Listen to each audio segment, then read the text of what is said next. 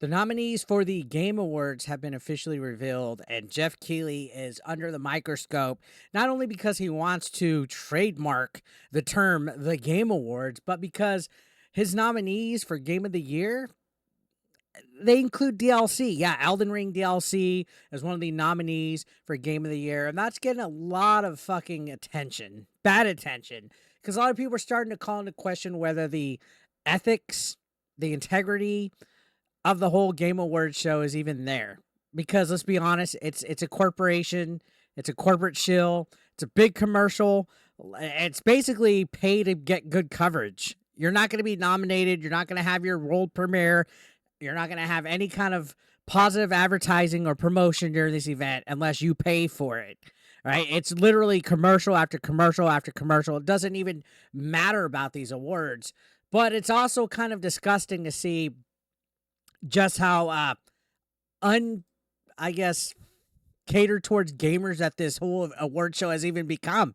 Like, this is not about the gamers, and there's a whole bunch of awards categories here. There's even a player's voice section here, but the main thing that people want to talk about is this Game of the Year right here, where I showed you guys, they actually changed it to include DLC this year, which was kind of an unpopular opinion. So Elden Ring Shadow of the Erd Tree is nominated for a Game of the Year. You're telling me that they couldn't find a sixth game to put as a Game of the Year candidate?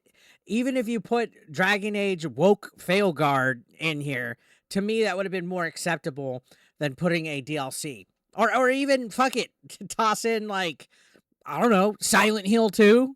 Like, you didn't think to put that in there at all? Now, the other categories, okay, I don't give a shit. You know, they're basically just repeats. These 6 games right here were the ones that were nominated the most. They had several different categories that they were nominated in. So I guess maybe that's how they detected that it was Game of the Year candidates. But it's also a well-known fact that there's a jury of Access Media that control 90% of the vote for the Game Awards. And they hid them this year. There was no transparency on who they are, but it's usually outlets like Polygon, IGN, you name it. These big access media outlets where all these people are in on it together. There's a big circle jerk of gaming journalists that quid pro quo video game studios. If you don't think that's happening, you're mistaken. They, for a fact, offer positive coverage, lots of attention and promotion, and all sorts of other benefits in return for money. And if you don't think that's happening, you have no idea how journalism works. There's no integrity there anymore. It's all scratch my back, I'll scratch yours. So some of these games have been nominated for Game of the Year. I don't have a problem with. Astrobot, cute. Is it a Game of the Year candidate? Potentially, but we all know it's going to be in the family Game of the Year candidate. Probably win family Game of the Year because I don't think Nintendo had anything really huge besides Zelda and Mario RPG and who knows what else. But I see Astrobot taking that. But it's good to see that it's up here. Now, Balatro, I have no clue about it. That's like the indie game of the Game of the Year candidates. And I mean, fucking It Takes Two won one year. And I think Stray also won a separate year.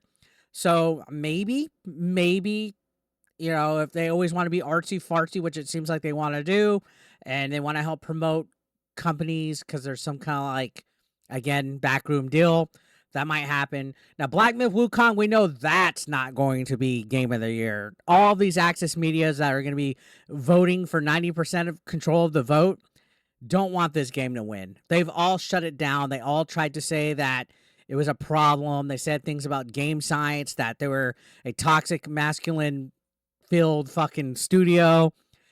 For it to even be on here is a surprise, in my opinion. For it to even be on here. Now, Elden Ring, the rules being made to include Elden Ring DLC leads me to believe that if this thing does win, then it's completely rigged in favor for that. Now, my choice was Final Fantasy VII Rebirth, which is there.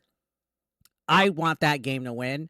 I had fun with it. I know a lot of other people think there was padding and that the game didn't have much substance, but we'll see. And Metaphor, another game that sold millions of copies. So all of these on here are fair Game of the Year candidates, except the DLC. Now, why are they doing that? Why are they adding this on? Because the Game of the Year awards is not actually a Game of the Year. It's a, like I said, it's a commercial. It's a corporate shilling. It's a who paid the price. What studio kissed the most ass? Which game benefited Access Media the most? Again, you got to remember, these people are controlling 90% of the vote. Us voting, like we're able to sign in and vote here, we're only 10%. We almost don't count. And this Access Media, if you're paying attention to the gaming industry this last year, it's been a mess. Access Media has been terrible, especially journalists that are cosplaying as journalists when they're really political activists. If you call them out, if you call it their bad behavior, if you criticize them, they've done everything from contacting wives to doxing to basically targeting and writing hit pieces on YouTubers and content creators that are just giving their opinion. But for some reason, this Access Media controls 90% of the vote. They literally represent the voice of gaming on the biggest Game Awards show. Why? Can you explain why? I mean, look at their about page. The Game Awards recognizes and upholds creative and technical excellence in the global video game industry. We bring together a diverse group of developers, game players, and notable names from popular culture to celebrate and advance gaming's position as the most immersive, challenging, and inspiring form of entertainment. We strive to recognize those who improve the well-being of the community and elevate voices that represent the future of the medium. That's just all talk, all right? They really don't care about voices of gamers. If you're putting it behind Access Media, if you're having companies like IGN, Polygon, who knows this year. I saw somewhere on Twitter that they had the actual jury listed up there, but then it was hidden. So they're not even being transparent with who is controlling the majority of the vote. And a lot of people are giving Stuttering Craig a lot of crap for his Real Game Awards because you have to pay to be a voting member. But there's several reasons behind that. And sure, his award show isn't perfect either. But the main thing that it's concerned about is taking out Access Media, which is completely polar opposite of what the Game Awards is doing. Now, here's a category that I want to keep an eye on. This is Games for Impact, and this is basically the woke games category. This is where all the cringe, everything here, I mean, it literally says for a thought-provoking game with a pro-social meaning or message. This is what they would want the Game Awards to be if they really could have this be all the Game of the Year candidates, which they won't. They still got to toe the line because they know they'll get backlash, and we can't have backlash, right? Even though we don't control 90% of the vote, our voices on social media will be heard. And you can see Closer the Distance, never heard of it. Indica, never heard of it. Neva, never heard of it. Life is Strange, Double Exposure. Senua Saga, Hellblade 2. And how the hell is Tales of Kinzara Zoo a candidate, a nominee? Didn't this game flop? That goes to show you that it's more about what studios have been part of the fucking fix. You know, Sweet Baby Inc. is involved with this game, Tales of Kinzara. So maybe Sweet Baby Inc. is in bed with the Game Awards. All right. You know, some of these categories, not too bad. You got the best ongoing thing, which is usually, you know, the same nominees every fucking year. Fortnite, yeah, Destiny. Yeah. I'm surprised Call of Duty ain't on there, but okay. Community support, same thing. A lot of these are same nominees over and over again. We see Balatro again. That was for Best Independent Game. Balatro will probably win Best Indie Game since it's in the Game of the Year candidates.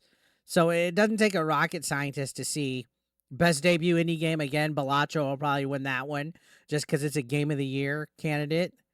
Best Mobile Game. Again, Balatro is probably going to win every single thing that it's been nominated in because that's just how it works. All right. Best Action Game. So you can see most of the games that have been nominated are the same ones. And that's also why there's a problem with DLC being accepted as a nominee, because that's a space that a brand new game that came out could have had. Where's Veilguard? Where's Silent Hill? There's Silent Hill 2 right there for best narrative. Okay, so that's one nomination when this could have been in there instead of Elden Ring DLC in the Game of the Year candidate. So the problem is I get it. A Game Award show, that's cool, that's fun, but it's more focused on the actual commercialization of it. Like all these nominees, half of these when you're watching it, they zoom past them or they don't even do a presentation for them. They'll just announce it like, oh, the best score and music winner and best indie direction, blah, blah, blah, best audio design. Like they'll just skim through it briefly. Like you'll hear like the voiceover between commercials and stuff like that. They do very little presentation for some of these. It's almost like the awards themselves are the afterthought of the whole entire award show. If you really want to think about it, they're more focused on showing commercials, world premiere trailers, you name it, big announcements. It's basically E3 with little participation awards that are given by Access Media. If you're not in the club, you really don't have a voice or matter in this, and that's the real problem with it. And I've seen a lot of people voicing their concerns today in regards to this game award show, which again, this has been around for a decade. I often don't even watch the video game awards. I kind of just tune out and take a look at the highlights of it, or I go ahead and take a look at what's going on X. They do a good part, at least, putting on X, but I think they're getting torched. If you go and take a look at their Game of the Year nominations right here. Some people are saying awesome, blah, blah, blah, amazing. Somebody said the Dorito Pope's the most ethical games journalist. Why Variety has been given 90% jury vote for Games Awards. What a clown show. So Variety is one of the people. Variety magazine. It's not even a gaming outlet. I guess that category. Here we go. Nominating DLC is such a disgrace. It's called Game of the Year. Rebirth better win. DLC counts now. So I forget, can you play Elden Ring without owning Elden Ring? No. DLC nominated for GOTY. Very disappointed that Elden Ring was included in this category. It should not be in here. Helldivers 2 should have had that nomination. No Stellar Blade. I mean, Stellar Blade snubbed. Wasn't it like last year that Hogwarts Legacy was fucking snubbed? They didn't even have one nomination for Hogwarts Legacy, not even in the fan voting category. So that should tell you more than enough about this Game Awards show, in my opinion. And I always wanted to give Jeff Keighley benefit of a doubt originally, but again, business is business, right? Especially when you have something this huge, and it's basically the only game in town besides Summer Games Fest. It's going to be treated like a commercial, and unfortunately, that's the real problem with it. Now, is Stuttering Craig's Real Game Awards show going to become something that could be direct competition to this? Hopeful, that's well wishing, right? But when you have a stranglehold of the game industry, the way that the Game Awards does, when you have Access Media that has such a controlling stronghold on the gaming industry as well, it's going to be hard. There's going to be a lot of competition, and it's almost like it's again, like I said, a club that we're not in. We don't have access. And I've seen journalists, actually just the other day, a journalist attacked me in Smash from Rolling Stone, saying that, his name is Chris Cruz, by the way. He's a senior gaming editor there. He said, we don't matter because we don't have access. That our opinions and all the content that we make is invalid because we don't have Access Media. That's how these guys think. All these journalists, it's like gatekeeping. We don't matter, guys, because me, you, whatever, if you make content, you give your opinion on a video game, if we don't have Access Media, we don't matter. And I've had Access Media in the past. I've gone to E3, gone to GameStop's conferences. I've gone to PAX. I've got, I've been part of Ubisoft's ambassadors, Nintendo ambassadors. It's all this quid pro quo crap where you have to give positive coverage in return for free stuff or monetary benefits. And it's all fake. It's all shilling. And that's ultimately what the Game Awards is as well. It's obvious that it's a shill, or else they wouldn't fucking just have the same nominees in every single fucking category, and a secret little Illuminati panel of a jury that's going to control 90% of the vote. So let me know your guys' thoughts down below, and subscribe if you haven't. I'll see you on the next one, guys. Thank you so much for watching. As always, take care.